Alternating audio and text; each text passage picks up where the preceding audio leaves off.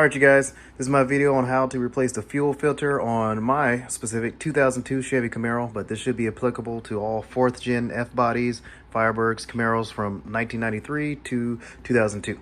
So, few tools I'm going to use here: some pliers, screwdriver, a couple crescent wrenches because I do not have an open-ended wrench big enough, shop rag, and the fuel filter I'm going to go with, I just went with O'Reilly. It's just a fuel filter, so it's not like a high performance part, but it's Wix. This is what they call their upgraded fuel filter. It was literally $1 more than the non-upgraded fuel filter, but part number is 33311.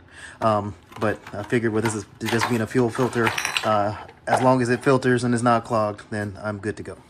So go ahead and get started. We want to release any fuel pressure. I doubt there's going to be any. I haven't driven in a couple days, but right here is access to drain any pressure to your fuel rail. So you can just twist this cap, open this guy up, and what I'm going to use is just a small Phillips screwdriver and a shop rag, just in case there is any pressure. Don't want anything squirting back and hit me in the eye.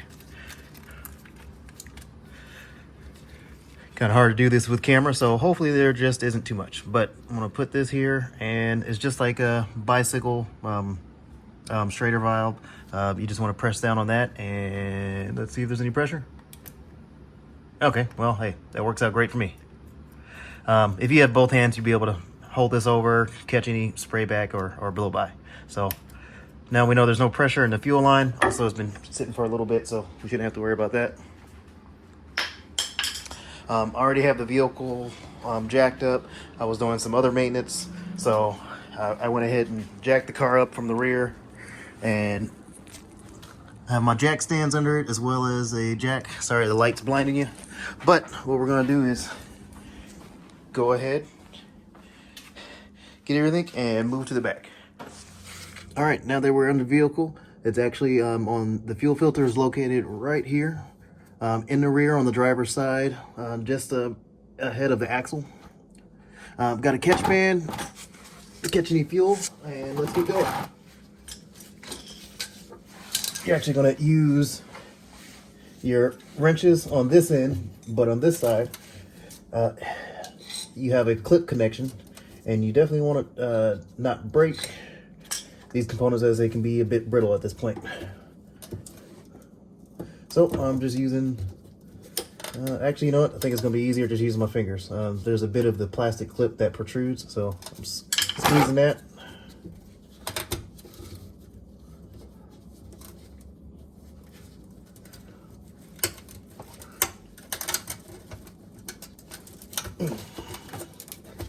Gonna move it around a little bit because I think this is the first time this has ever been done. But as you can see, I'll show you with my screwdriver what I'm pushing on. This part of the clip, and it's also identical on the rear, but I'm pushing this with my fingers and trying to get it to come out.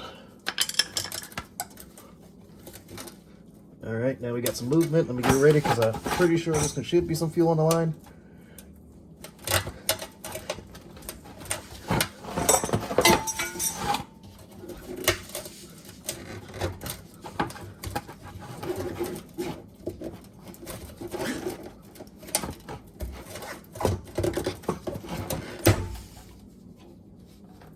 All right.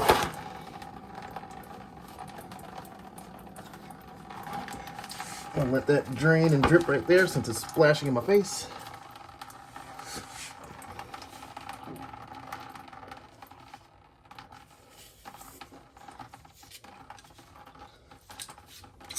And now I'm gonna grab my pliers. Kind of move that out of the way. Hopefully you guys don't get blocked too much.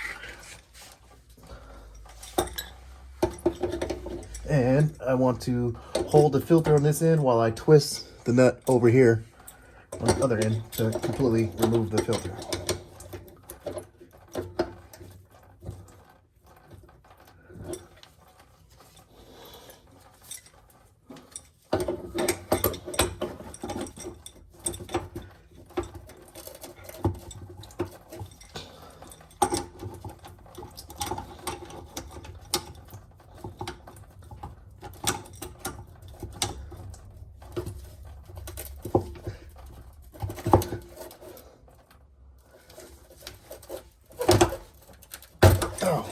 broke it loose. That's the greatest feeling in the world when you first crack a bolt, a nut. So we're going to twist this out.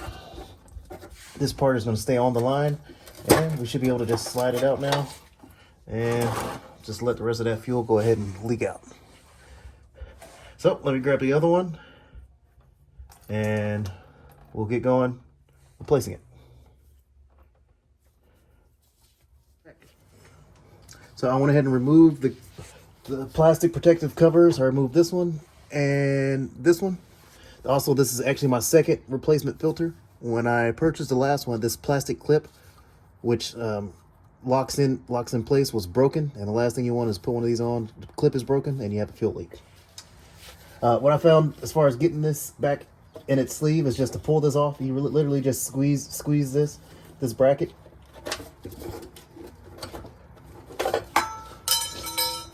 And it will come off. As you can see, it just kind of sandwiches itself in between the frame rail. So I'm going to slide the new one into its sleeve. Make sure it's going the right way.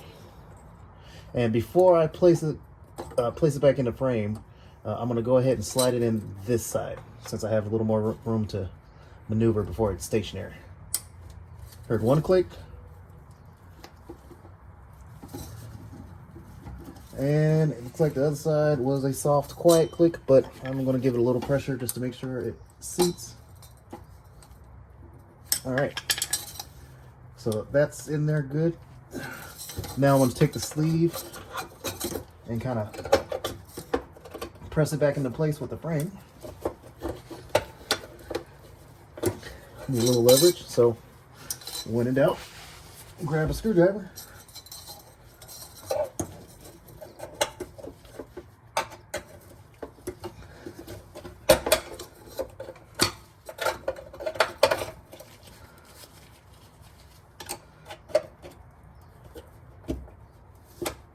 It's so close. There we go. That guy's in there. And the last thing, we'll get the hard line. There is some room to maneuver this, since you got a soft line over here. But try not to damage the O-ring on the hard line, and line it up. And just slowly start threading by hand. You want to make sure you don't cross thread.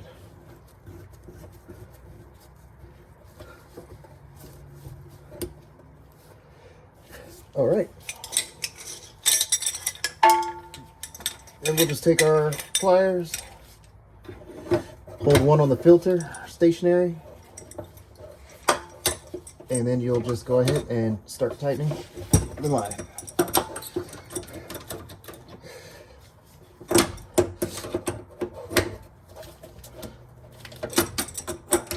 And I don't want any leaks, so just making sure it's pretty tight.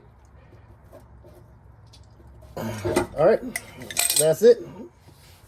After this point, before you take it off its jack stand, I would first make sure you close the valve up front, but without cranking the car, turn it to the on position a couple times and let it prime the system, see if you have any leaks. Then after that, go ahead and give it a start, check for leaks again. After that, you're good to go. If this video helped you, please hit like. And if you'd like to see more of this, or you appreciate this helping you, hit subscribe. I'll talk to you guys later.